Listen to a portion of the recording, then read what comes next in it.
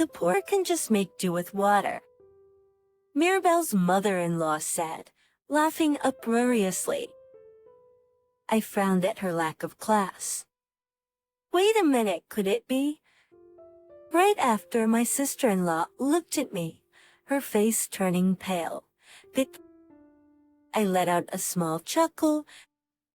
I'm Talia Morgan, turning 54 this year. I divorced my ex-husband when our daughter, Mirabelle, was just 3 years old. The reason for the divorce was irreconcilable differences. My ex-husband never worked and was always drinking. No matter how many times I spoke to him, he never changed. Naturally, our household finances suffered. I didn't need such a family and decided to divorce him.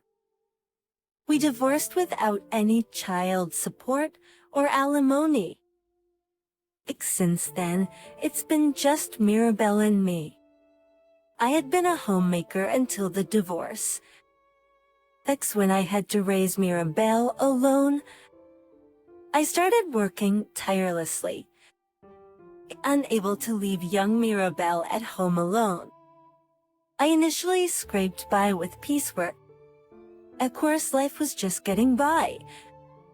Even working from dawn to dusk, the pay was low. Thus, it was a life of constant saving. There were times when I had nothing to eat the day before payday. But despite these struggles, I managed to raise Mirabelle until she became an adult. Once Mirabelle started working, I had more free time and began devoting more time to my work. Using my experience in piecework, I started making handmade items. This eventually became a successful business. There was also a change in my personal life. That change was Mirabelle's engagement. Mirabelle began dating John, a man she met at her company. After some time, John is her supervisor, 5 years older than her. Mirabelle once showed me a photo of John. He seemed like a fine young man. Mirabelle, having learned from her father's example, chose a man who seemed sincere. I'm happy for the happiness Mirabelle has found. My life is at a turning point. From now on, I'm going to live as I please. That's what I had been thinking. Then, one day, Mom, I have something to tell you. Mirabelle approached me after dinner. It was unusual for her to speak with such hesitation. Thinking this, I replied to Mirabelle, "What's up all of a sudden? You seem different today." Then Mirabelle hesitantly said to me, "Actually, I'm gonna get married to John." Really? That's great. I haven't actually met John, so I don't know much about him. I just hope he's like the person in the photos. I'm so glad you said that. Mom, I was worried you might be against it. Mirabelle seemed relieved that I wasn't opposed. She clearly looked relieved. Eventually, Mirabelle suggested, "So, I was wondering if you could meet John this coming weekend." It seems like Mirabelle wanted to introduce John to me before they got married. Being the serious person she is, she probably wants to show me John's face to reassure me. I nodded firmly at Mirabelle. "Sure, I'd like to meet John. I want to see what kind of person he is." "Mom," Mirabelle said happily. So it was arranged for me to meet John. Sunday rolled around. I was waiting at home for Mirabelle and her fiancé.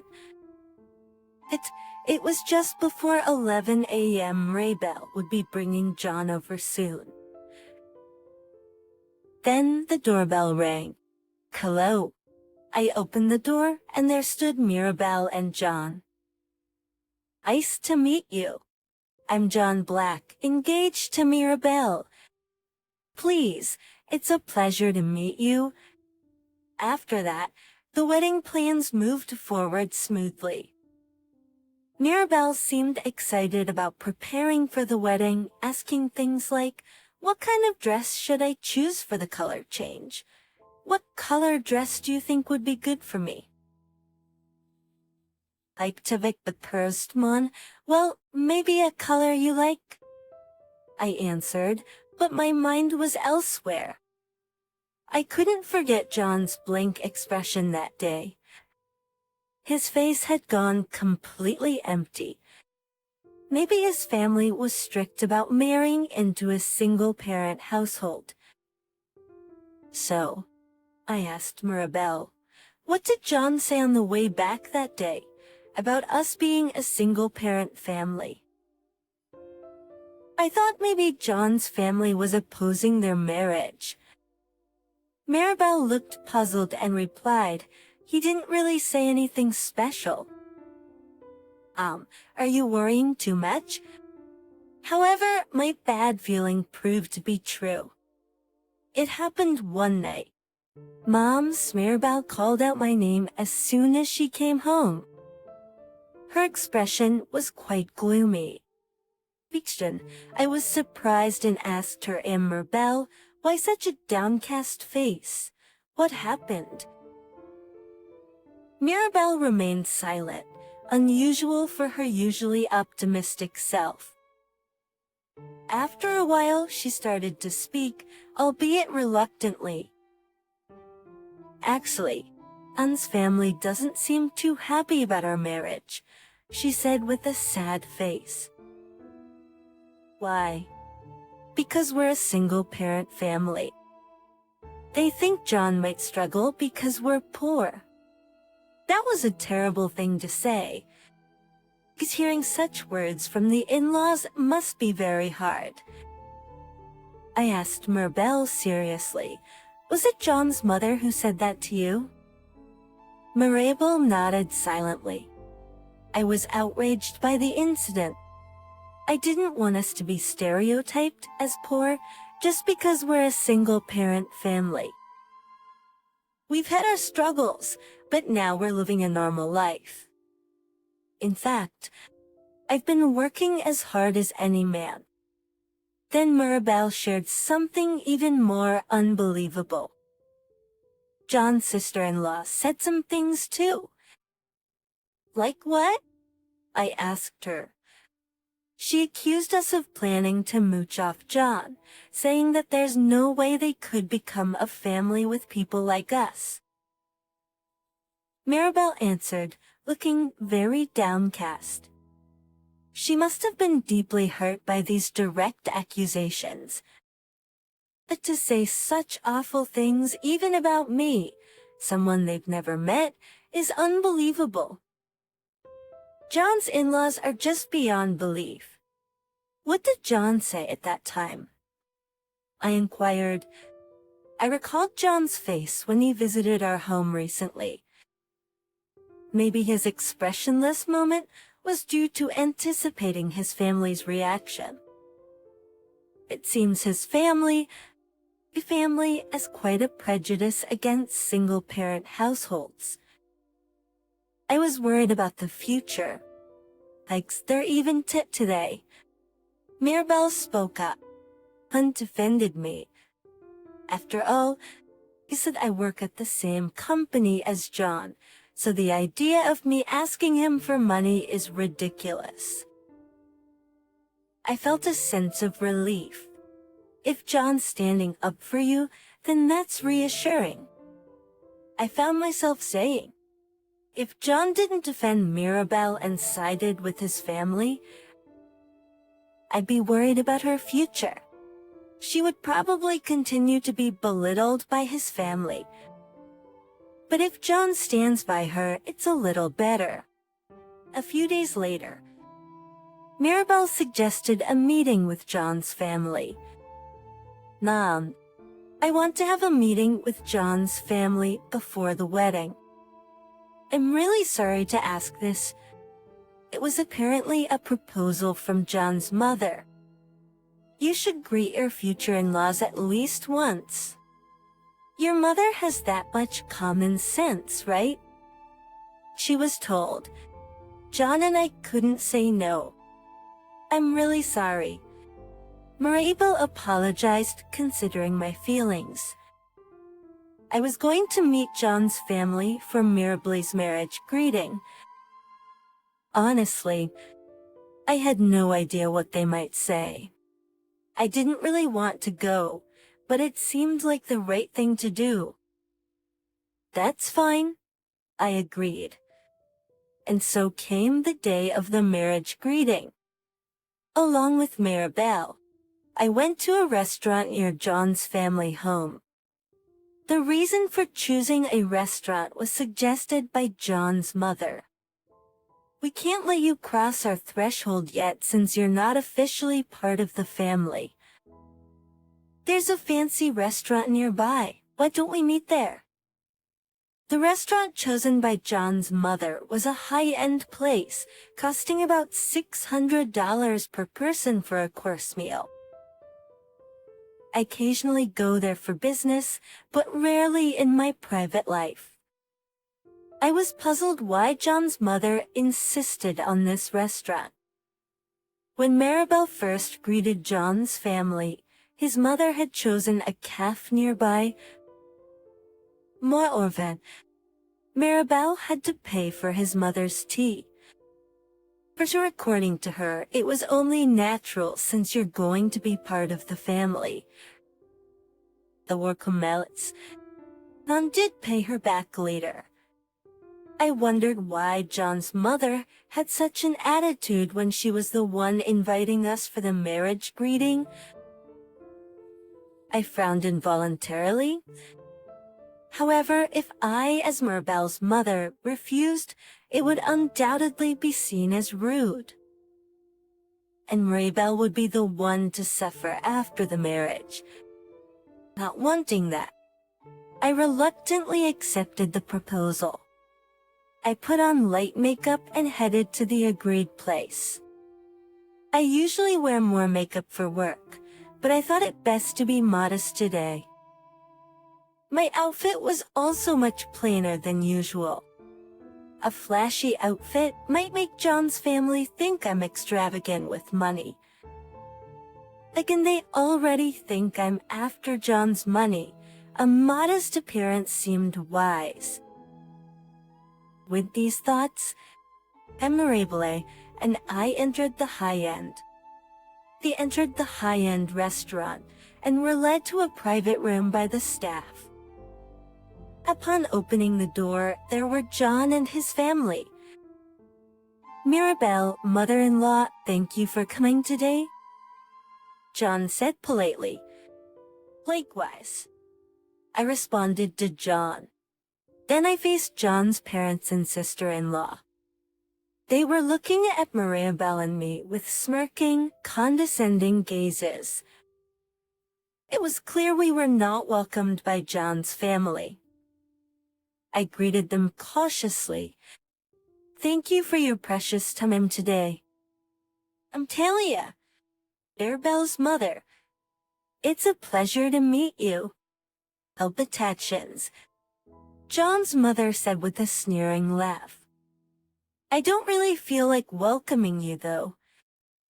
Mom, unreprimanded his mother, but she was unfazed.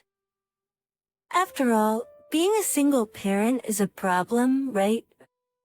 You must be struggling with money. Even your clothes are so plain. She scrutinized my outfit from top to bottom and snorted derisively. My deliberately plain outfit had backfired. John's sister-in-law also joined in the mocking. You should have married someone decent. John drew the short straw, didn't he? Taking in a poor mother-daughter duo. I felt irritated by John's sister-in-law's remarks. Such comments at a first meeting were incredibly rude. How is it? I couldn't interfere with Mirabelle's marriage. Excuse me? I said as I reluctantly took my seat. Perhaps because I didn't retort. Anne's family looked at me with amusement. Mirabel watched me with concern. Anne seemed a bit angry at his family's lack of manners, furrowing his brow. Oblivious to this, Anne's mother was in high spirits. We reserved a course meal for today. It's $600 per person, she said cheerfully to John's sister-in-law. Really? The course meals here are so expensive. I can't wait to eat a lot, the sister-in-law replied excitedly. Anne's father nodded in agreement. After a while, the staff brought in the food, colorful amuse-bouches with 3 types on one plate, each looking very delicious. But in front of me, there was only water. What? I can see. I was about to call the staff back, but they had already left, leaving me with just water. John was stunned by this scene. His sister-in-law, knowing this would happen, snickered. Mirabelle noticed too and said worriedly, "Nom." Then, in the next moment, Anne's mother smirked. "The poor are just fine with water," she said, laughing boisterously. I frowned at her lack of class. "What is the meaning of this?" I asked her. The choice of this restaurant and the invitation came from John's family. Yet they had no intention of hosting us properly. I was quite irritated inside. Anne's mother glanced at me and laughed joyfully, seemingly indifferent to my anger, perhaps even enjoying it. Oh, not just poor because you're a single-parent household, but also not too bright. Why would we welcome someone like you? She taunted. Are you ashamed of being a single parent? That a woman who got abandoned by her husband is nothing but flawed. Well, a plain Jane like you wouldn't be in demand anyway, he said, laughing heartily. His one-sided assumption that my ex-husband left me was utterly inhumane. I truly thought it was unbelievable as a human being. Anne's sister-in-law was also laughing, looking down on me. I wouldn't want to end up like Mirabelle's mother, working for low wages despite being a woman. It's really pathetic how you've given up on being a woman, she said, sneering at me. Nom. I'm so sorry, Mirabelle said, her face on the verge of tears. She must feel responsible for putting me in this difficult situation. She was looking down, clearly upset. I reached my limit of tolerance. After being looked down upon so much, I couldn't stay quiet any longer. It was about time to fight back. At that moment, enough! It's shameful how you all are ganging up and insulting Mirabelle's mother. Don't you have any decency as adults? John yelled. I was surprised that John stood up for me. John, his face red with anger, was scolding his family. But his family showed no remorse. John's mother, still laughing joyously, said, There's no need to defend the poor. Why is John getting so upset? Anne's father was nodding in agreement. Bond's words seemed to have no effect on them. That they were astonishing. They seemed to lack common sense.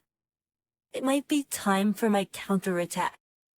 I had a trump card that would surprise John's family. At that moment, John's sister-in-law started staring intently at my face. I involuntarily glared back at her. Then she muttered, "Wait, could it be?" Suddenly, her face went pale. It seemed she had realized who I really was. I let out a small chuckle. John's sister-in-law was trembling.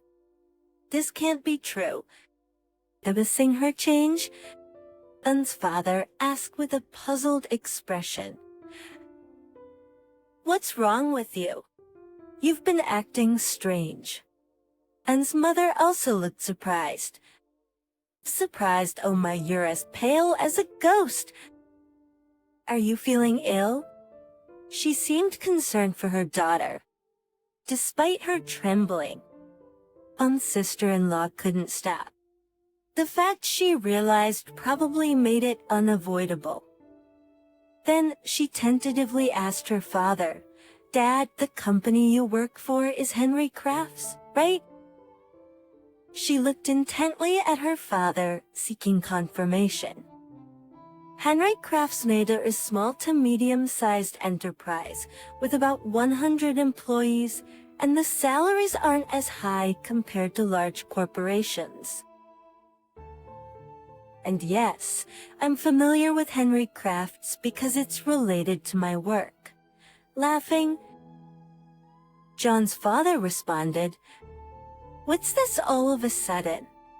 I may not look it, but I'm working hard as the head of the sales department." He continued, "Thanks to my connections. I even got you a part-time job at our company, didn't I?" "You should be grateful," he said, laughing heartily.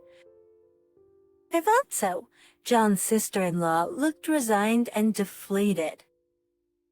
Her father, puzzled, asked her, "But why are you asking that?"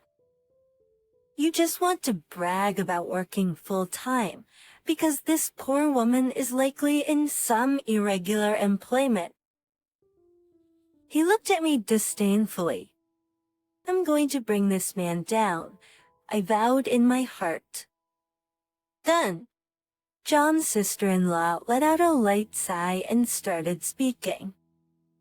"Dad, don't you know the clients of our company?" "The clients of the company?" he asked, looking confused. John's mother was a full-time homemaker, so probably not understanding much about business matters. She looked equally bewildered. John's sister-in-law explained hesitantly, "I've met Mirabelle's mother before, inside the company. Her makeup was heavier then, so I didn't recognize her right away." Anne's father seemed to be in a state of confusion. "Inside the company? I'm pretty sure I remember all the employees, including the part-timers, but I don't recall such a woman." I frowned at his rude remark of calling me an old lady, but it seemed he was too preoccupied to notice. He was desperately trying to remember, having heard inside the company. However, since I never spoke directly to John's father, it's understandable he wouldn't remember me. As I was thinking this, John's sister-in-law started apologizing. "Mirabelle's mother. I'm truly sorry for what happened." Seeing her behavior, Ben's parents began to get flustered. "Why are you apologizing? There's no need to bow to such a poor person," John's mother said, trying to lift her daughter's head. "That's right. Don't you have any pride for apologizing to a poor person like her?" Parents, and that to terrier cook. "Mom, you know, Mirabelle's mother is actually really wealthy, much more than Dad ever could be." "What?" John's father glared back at his daughter, clearly not expecting such a statement from his own child. John's mother also hysterically shouted in response to her daughter's words, What are you saying? It's with a resigned attitude. John's sister-in-law continued, well, Mirabelle's mother is a president. I've served her tea in the company's reception room. You know Morgan Bags, right? Upon hearing this name, John's father suddenly froze, then slowly turning his neck. He looked at me. I let out a deliberate chuckle. John's father's face turned ashen. Morgan Bags? Isn't that the brand the president finally persuaded for a collaboration, which is about to happen? This time, it was John's mother who screamed, Morgan Bags, that's the brand that has stores in department stores, right? My bag is from there, she said, looking at her bag repeatedly. I remembered seeing a familiar bag when we entered this restaurant's private room. John's mother was holding it carefully under her chair. That it might be a breach of manners in a high-end restaurant, but it must be her favorite bag. I chuckled slightly and told her, that's a magazine giveaway, isn't it? I'm honored that you're using my brand. John's mother's face turned bright red, and she looked down, clearly embarrassed that her bag's origin was revealed. I quickly took out my business card. I'm Talia Morgan, the representative of Morgan Bags. John's parents stared intently at the business card. She really was the president. John's father trembled as he looked at the card. John's mother also looked incredulous. Oh, I silently watched the two, staring at the card, and spoke. It seems collaboration with Henry Crafts won't be possible anymore. That's unfortunate. Hearing this, John's father had a shocked expression. Why? A collaboration is the most important project our president is working on. If we cancel it, our company will, he said, trembling in fear. What's wrong? John's mother, not understanding the situation, asked him. The truth is, Henry Crafts has been struggling. The handmade crafts are becoming less popular compared to the past. And when I was young, my mother used to sew everything by hand. But now cheap ready-made products are more common. It's just the way times have changed. Is Henry Crafts, heavily affected by this trend, has been seeing a decline in sales year by year. It's when the president of Henry Crafts proposed the collaboration, he mentioned it. He mentioned it would be a life-saving move for the company. However, I've been collaborating with numerous famous brands, so honestly, I wasn't very interested in partnering with a smaller company like Henry Crafts. Initially, I declined the president's proposal, but eventually his enthusiasm won me over, and they agreed to collaborate on creating bags. But now that's all in the past. John's father was trembling, probably terrified of what was to come.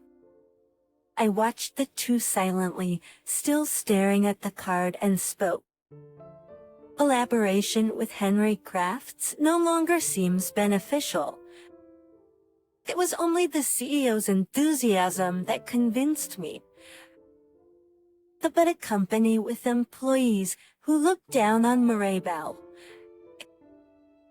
I stared coldly at John's father. He was sweating profusely. Then, in the next moment, he suddenly knelt down in front of me. What? As John's mother was confused by his action, John's father desperately begged for my forgiveness.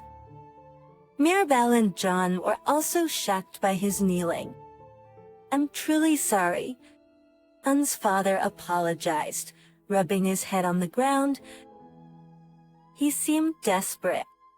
But to me, his kneeling meant nothing. It was just a self-protective act after realizing my position. I thought there were no genuine apology. I spoke in a cold voice. Apologizing now? After looking down on Mirabelle and me? Thinking a mere apology would suffice after all this. Un's father's thinking was incredibly naive. Edmil, Un's father stood up quickly, realizing his performance was futile. It must have been just a performance. Un's mother, still confused, said to me, "We are going to be family. You can forgive us, right?"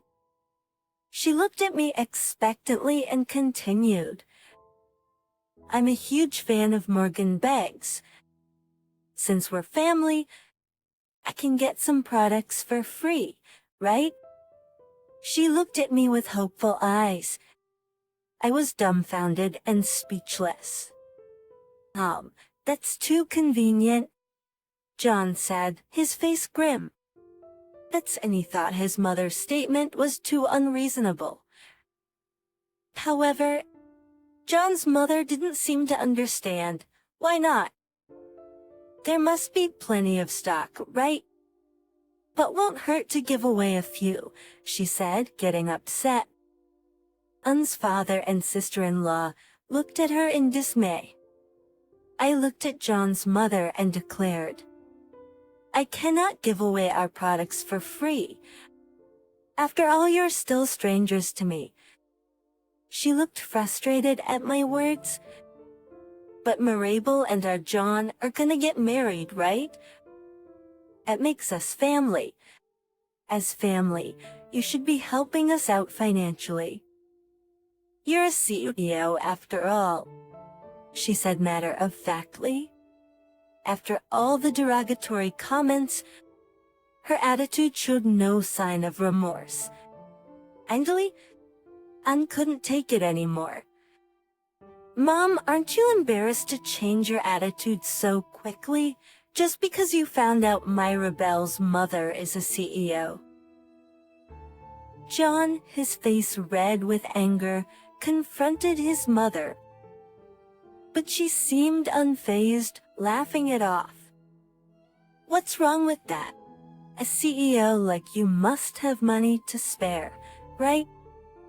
It wouldn't hurt to share a little," I calmly told her. "Even if Mirabelle and John get married, I have no intention of forming a bond with you all." Anne's mother looked shocked and tried to cozy up to me.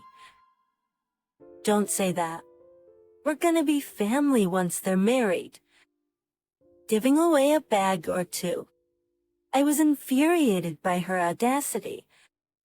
As I contemplated how to respond, John stepped between John's mother and me. "John," I asked. John looked troubled. "I knew you were a CEO and I kept quiet because I was sure my parents would trouble you if they found out." John's father looked regretful. "You know, if you had told me, I would have. If you knew, you'd have acted just like Mom, right?" And coldly looked at his father. "What kind of attitude is that to your parents? Pick this up, and you're disowned." Mirabelle was flustered by this exchange. "I'm fine with being disowned. I'm cutting ties with you. Potating and the rest. Why are you saying this? We raised you with so much effort." He did not expect him to suggest cutting ties. "I want to cherish Mirabelle from now on. I don't need a family that disrespects Mirabelle and her mother." John, Un's mother broke down crying on the spot. Un's father and sister-in-law stood there dumbfounded. The pain of being disowned by their beloved son must be immense, Bill. But it was a consequence of their own actions. You'll regret this for the rest of your lives. I foresee a lot of hardships ahead for you, I said with a chuckle. Maribel then joined in my stance. Even if we have children, we won't inform you, she said firmly to her in-laws. Not being able to meet our grandchildren. Please, spare us that, John's mother cried out in agony. Amidst this, John said softly, "We're done being a family." This statement seemed to resonate. John's father and sister-in-law turned to us with faces about to cry, attempting to cling to us. I ignored such a display from John's family and left the restaurant with Mirabelle and John. Later, I heard that John's father and sister-in-law were fired from their company. The day after the incident at the restaurant, I spoke with the president of Henry Crafts and expressed my desire to cancel the collaboration. But despite his persistent persuasion, I refused. I can't collaborate with a company that allows people to belittle others. While I sympathized with the president's desire to revive his company, I couldn't cooperate with a company where John's family worked. I explained the situation to the president. He was furious. Apparently, he has a daughter about Mirabelle's age and couldn't forgive John's family's actions. The collaboration with my company was crucial for Henry Crafts, and John's family had ruined it. It was understandable that the president couldn't forgive them. John's father was of a significant age, and his sister-in-law had only been a part-time worker through his connections. With their dismissal from Henry Crafts, their prospects of finding new jobs were grim. Plus, John's mother was a homemaker, and they had been cut off from their only breadwinner. John had some hours. John's parents came directly to my company to negotiate. Please collaborate with Henry Crafts. If you do, the president will rehire me. Even if collaboration is not possible, provide financial support. You're still family, aren't you? These families should help each other in tough times. They implored desperately. After treating us as poor people, to now claim family was laughable. I firmly told them, neither collaboration nor financial assistance is possible. Anne has also cut ties with you, hasn't he? Please leave immediately. Despite my words. But they began, desperately trying to cling to me. Please do not appear before me ever again. If I see you again, I will call the police. Perhaps because I mentioned the police.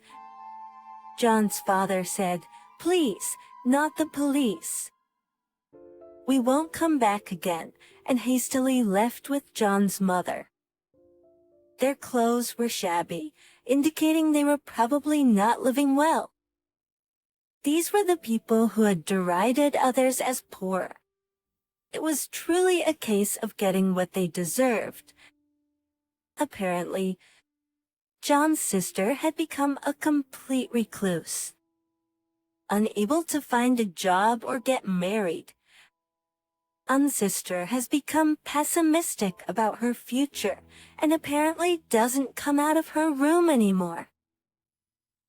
Her future seems bleak indeed. 3 years have passed since then. Now, I'm living with Mirabelle and John. Ideally, as newlyweds, they should be living alone. But John insisted. I think it's safer for Mirabelle to be with you, especially in case of emergencies, so he decided to live with us. John, busy with his work, often helps with household chores alongside Mirabelle.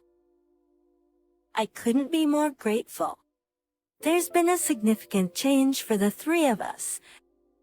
One day, Mirabelle approached me with a serious look.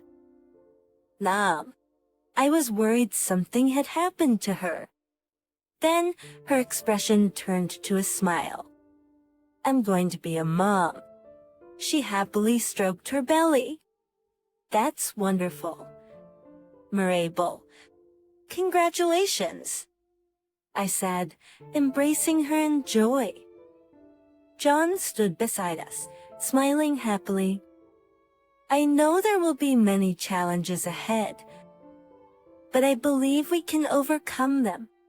The prospect of a new grandchild brings me immense joy. Imagining our happy future, I couldn't help but smile.